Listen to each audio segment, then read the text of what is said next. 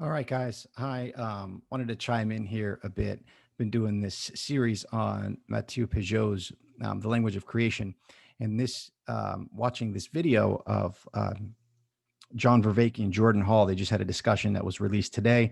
I guess Jordan Hall is back from his social media exile, or at least purgatory. In this discussion here, they're talking about how, and I'm at about 13 minutes in, and I'm going to start to play it here.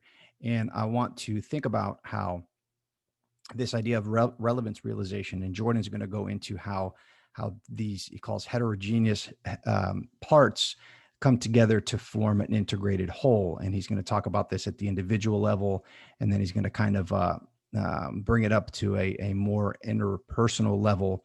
And I think that Matthieu's fundamental axiom that he identifies and elucidates in terms of the mediation of heaven and earth is played out here so beautifully and perfectly that it was too good to not share with you guys. So again, keep in mind here when Jordan is going to be talking about the way relevance realization works from the different parts of the body, right? How earth coordinates with heaven to form a meaningful participation in the world.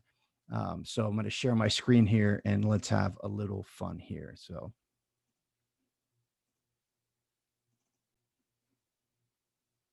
Oh, can we say it slightly differently? I'll say it from a different direction. In my own personal interior, I have a binding of some diversity of heterogeneous elements. Yep. Yep. I have my smooth muscles in my stomach are perceiving reality in a certain way, and my vasodilation system is perceiving reality in a certain way. I've got lots of different heterogeneous elements that are all perceiving reality in very different ways, both in terms of what they can perceive, how they can respond, where the current state is. Mm-hmm. And the whole integration of all of that into a sort of a general sense that has a meaningful way of orienting, even if all I'm doing is binding two heterogeneous elements into a single integrated general sense. So there you go. The binding of even just two heterogeneous elements into one singular sense is this fundamental axiom of mediating between heaven and earth. But the more heterogeneous elements that are beginning to align and go, yeah, fuck yeah, man, it's getting hot. We better move, right? It's a simple thing. Like as soon as there's an integration of multiple heterogeneous elements into a single sense of orientation that has a valence, then I get then I have the ability to then begin to make choices or shift behavior, right? This is where behavior begins to emerge. That transition, that notion, that locus of relevance realization is the point at which heterogeneous elements have become capable of being integrated into a more shared unity, is why and or how you and me, as heterogeneous elements, we get down to that level, we can begin to play in that space, which is the place where heterogeneous elements bind into a more unified. The place where heterogeneous elements bind to a sense of wholeness. That is exactly the rubric of the mediation, the appropriate mediation of heaven and earth. He's talking about how meaning is, and significance, and the ability to act and make choices in the world happens when there is an integration of these heterogeneous parts into an integrated whole, right? The mediation of heaven and earth, the interplay of the one and the multiple. He's talking about here at the singular level, at the individual level, and he just brought it up to the interpersonal level. So he's saying how these different disparate parts, matter, earth, are interacting with each other within his body to cause him and give him the ability to make a choice, is the same thing that's happening right now as he's talking with John Vervaeke here, as they're both heterogeneous elements that are attempting to be unified in a single whole, what John Vervaeke would call dialogos and relevance realization. Let's listen a little bit more. Okay, that was No, that was great. No. Not bad. No, that's really good. I want to riff on that because that just sparked some stuff in me. So what that made me think of is, Christopher Moll's work on attention as cognitive unison. We think of attention under a misguided metaphor, like the spotlight metaphor, right? And the problem is there's different kinds of actions. There's actions you directly do, like walking, and there's actions you do by modifying other things you're doing. This is why it's an adverbial theory. So when I say to you walk, you get up and do it. If I say to you practice, you say practice what? Because you practice by modifying something else. You practice chess, or you practice. And he says we treat attention at sort of the everyday level as if it's like walking, but it's actually like practicing. Because how do I pay attention? I turn seeing into looking, or I turn hearing into listening. And what's going on there, he said, is exactly, I have all this heterogeneous stuff, and what I do is I unify it together. So again, here's the gathering or the lowering meaning and raising matter. And this is itself the process of what John Vervaeke calls relevance realization, and how attention, right, is this unifying force, right, this integration, this mediation of heaven and earth, right? Again, these terms confuse a lot of people, but it's just talking about these two fundamental forces of unifying multiplicity at various levels of analysis here. So he sees attention as an act of unification. Polanyi independently saw attention as doing that. You've seen me do this, but I take all the tapping, the moments of tapping that are heterogeneous events, and then I see through them. I integrate through them so I can see through them. And here's what I think what I'm getting from you. You might not be what you said, but it might be what you said. So I want to play with you and see, because I think of, you have all this stuff that's not conscious, but we can describe it. So the stuff that's not conscious, right, is an expression of the darkness of earth, of the darkness of matter, of the questions that are posed by unconscious, whether they're psychic processes, mental processes, or psychosocial, physical processes that he's talking about here that eventually become conscious processes, right? And then there's the ability to act, there's the ability to choose, there's the ability to make a decision and act in the world. As reliably, let's say it's heterogeneous detection. There's all this detection going on. And then what happens in the original acts, the originary acts of pain and pleasure, is you get the initial integration so that you're not detecting, you're detecting through. You get the emergence of attending as opposed to just detecting. And then what you got is Wall's notion that the primary function of attention is prioritization. And that's what pain and pleasure are. I get this initial just prioritize, right? And it's just an embodied thing. So what I'm hearing you say is, right, we're trying to get to the point where you get the emergence of attention and the initial capacity of prioritization. And I think that's where unconscious relevance realization, the relevance realization that has to go on in detection, is starting to emerge into conscious relevance realization. How does that land with you? So there you go. The appropriate mediation of meaning and matter is realized through this process of integration, of mediation, of the high and the low, of the one and the multiple, of the head and the body, that provides the capacity to be in the world, to act in the world, to be in relation in the world. Probably a few more minutes here. Yeah, it's nice. There's a whole bunch of different things there, right? I mean, we're like, I bet there is. Walking through the grocery store, pulling things out of the aisles and sticking in the basket.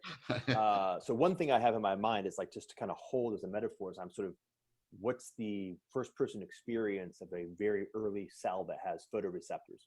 It helps for me to hold that as a sensibility. Right. So more or less, yes, like lots of yeses to what you were just saying.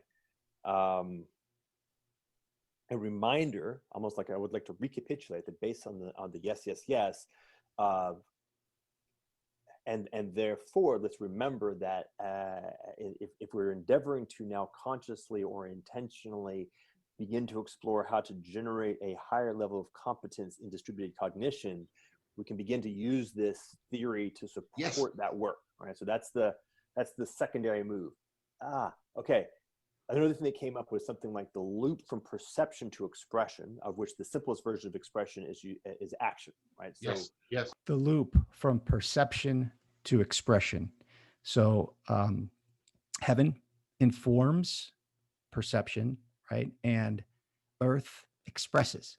So this double loop, right? This double loop of expression or perception and expression is exactly the rubric, the fundamental structure of reality that they are playing with here. Prioritization and the butterfly, if I use that single cell, it's, light over there, it's more bright that way. Or all this, think about all the orientations. I've got an orientation of heterogeneous perception, right? But then I've got an integration of heterogeneous action. Yes, exactly. I've got to get all these metabolic processes, and I've got to be modeling yourself. Cilia, Yep. Right. So you've got these two moves. I got one loop of inputs. I got another loop of outputs, and there's a process by which there's a transition of heterogeneous inputs that become oriented into a unity, a wholeness of which is now prioritized or has a characterization to them. This then leads to a conversion, which is really interesting actually, of a wholeness of output that then is disaggregated into a heterogeneity of the distinct micro phenomena that are actually what real action is. Like you said, walk, right? Look, run, right? First, you orient my attention. I make sense of what's going on. It comes at me. And then all of a sudden I have this singular run and this huge cascade of dispositional shifts change in every aspect of my beingness, including my, my pupils dilate, my respiration increases, my attention focuses, and I run, right? So you got this sort of figure eight maneuver going like that with this movement from the maximally heterogeneous into the fully integrated wholeness and back and forth. So the maximally heterogeneous. So matter at its fundamental, at the most material level, right? Different parts working together incoherently. And then as you move up, as heaven and earth become closer together, more unity, right? These disparate parts find more coherence until you find that sweet spot, right? That sweet spot at the center where you have this unity, this integration of heaven and earth, of abstract principle and concrete reality, which is the ability to act again and to participate and to function in the world. And the aspiration metaphor, I think, is excellent for that. Can I pick up on the first thing you said? Because I wanted to then, right? Well, I do want to respond to the second thing but the first thing made me think of the point you often make of like the more differentiated we become at higher levels, the deeper down we have to drop in our own processing. So the more differentiated we become at higher levels, right? The higher we try to go without embodying the meaning, without appropriately integrating, the more decoherence happens, right? So that's too much spirit, not enough matter. So he's saying when we get to this point, and Jordan's going to bring up a great point here, when people are arguing, they're usually arguing at two levels too high, where there's no coherence. So what he's talking about here, and Jordan's going to reinforce here, is to drop down levels, right? To drop down to where heaven and earth are mediated appropriately, to where there is coherence, in order to build back up, in order to build the relationship from, a more fundamental agreement point, right? Where heaven and earth meet, we can agree, and then we can move from there by integrating more disparate parts through this process of unifying the multiplicity. To find the common ground so that we can get a source of a deeper source of integration. And you've often spoken that principle. It reminds me of Nietzsche's quote at, that the height of my spirituality reaches into the depths of my sexuality, kind of thing. And part of a way of understanding that is the height of my spirituality reaches down into the depths of my sexuality, right? Again, we're playing with this hierarchy here. We're playing with these two fundamental notions. And I love how it's blowing these guys' mind Let's listen a little bit more. Is, we are much more alike at the sexual level than we might be at the spiritual level, but the connection between them means we have a resource by which we can constantly renew the connections at the higher level. And so, by analogy, and you've often made this point, if we can learn to drop down to the originary, that has a great chance of reconnecting us at a primordial level, so that we could, I've got a metaphor here, like if we drop down, we're on these different mountain peaks, but if we drop down into the valley, we can then reclimb again, in a different way, where we might not end up so he far just apart from is expressing there, lowering the spirit, lowering the breath, right?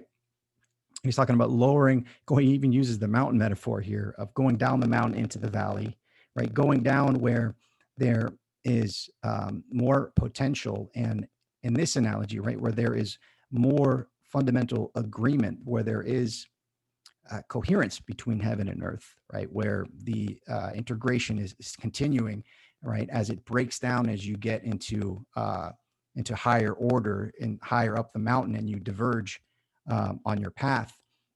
Let's listen a little bit more here. The analogy might break up a little bit here, but each other. That's kind of the metaphor that's coming to my mind here, because one of the things we seem to be doing is going the opposite way. Not everywhere. People are doing the motion that I'm gesturing towards, but in general, what we're doing is emphasizing the differences up here, right? Yeah, we can make it real simple. So before Jordan moves on to his point here, so think of, and he's going to bring up this here, think about arguments that are happening in the United States. Political arguments are happening at a level that there is no ability to find common ground, right? But when you come down to it, the American population is in pretty much agreement, almost an 80% agreement with the fundamental relations that they'd like to have with their family, with their community, with their schools, with their children, with their neighbors, right?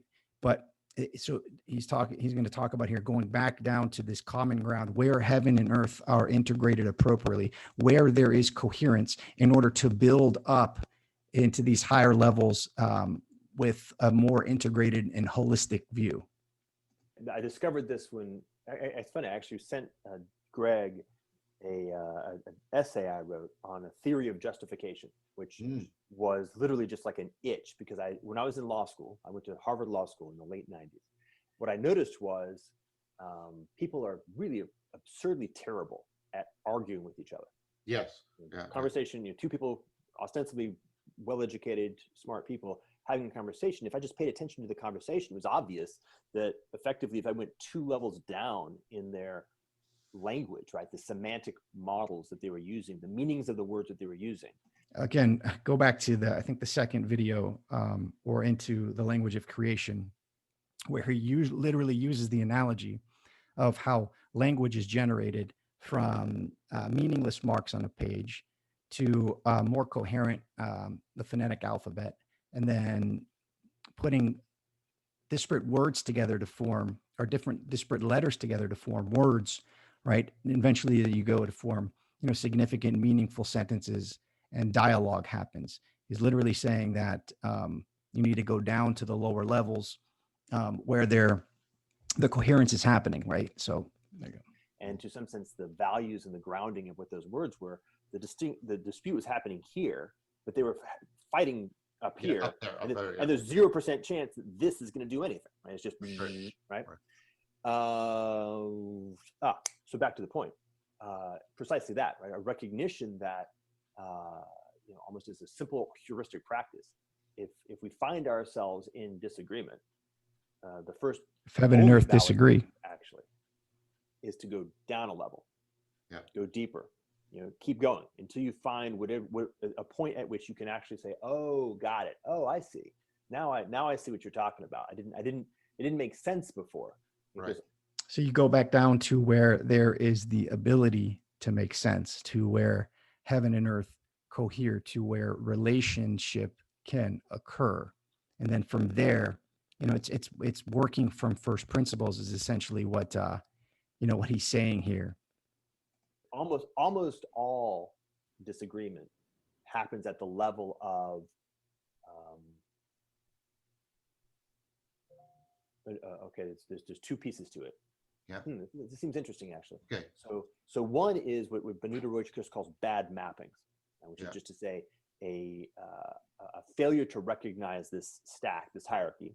Your failure to recognize the hierarchy. I like this term, bad mapping, because what is mapping but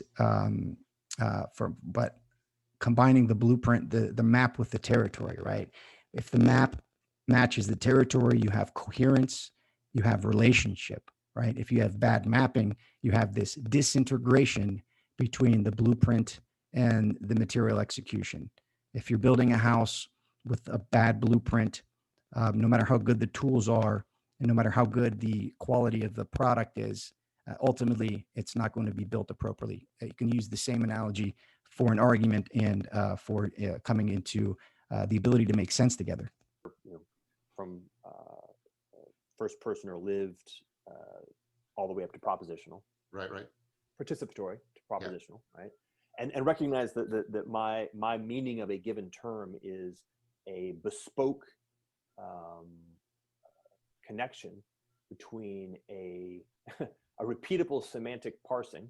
I hear the word dog enough times that I begin to think that it's the same thing every time I hear it. Because heaven and earth cohere with the word dog, right? Because you're going at a more fundamental level, right? So I heard dog so many times, it becomes part of your vocabulary, right? And this is, again, part of the point here. Right. And the actual mapping, the grounding of that in what can only be my personal first-person experience, right? So I have a whole bunch of experiences. The word dog keeps being associated with some subset of those experiences. I keep cleaving away all the stuff that's not the same until eventually I come to something which seems to be the same each time. So, okay, that's dog. Right. But you've obviously got a very the process of forming an identity there. Different experience, right? So there's going to be inevitable mapping distinctions, right? The word dog for you means something different than the word dog for me irrevocably, but there's also a commonality, right? So that's one is just straight up mapping errors. And so most arguments, and it's frustrating for me to experience it because it's such a silly error, but it's difficult for people in the contemporary environment to grasp, just require you to stop and say, oh, wait a minute, we probably have a mapping error. Let's slow down and go down exactly the levels until we find it. Yeah. And the other, of course, is this thing that a gentleman named Joe Edelman first named for me quite well, which is we humans, and maybe modern humans, but certainly modern humans, have a very bad time. How does this work? So you've got what you think you want, or the way you name what you want, what you want, name what you and want. what you need, or what you care about, right? Yeah, and we conflate them all over the place. And we get like, so even like the simplest example is quite often, I remember when I was fasting at a certain point. Yeah. I actually, because it was such an extreme experience, I noticed like my mind would pop some notion of what would satisfy a need, like a piece of chocolate or like a drink of orange juice into my head. But since neither of those is going to happen, right? I was fasting. I would go, well, not that. And then I would realize, oh, actually, I'm tired, right?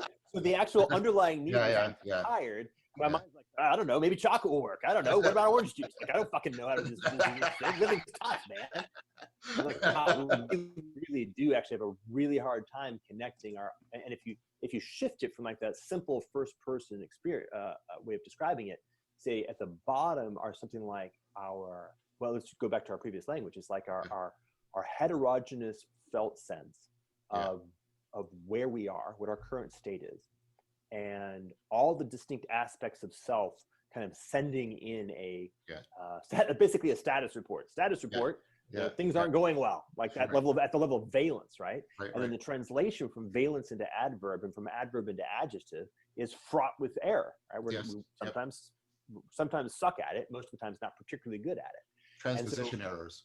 So err is to sin, and I'll leave it there for now.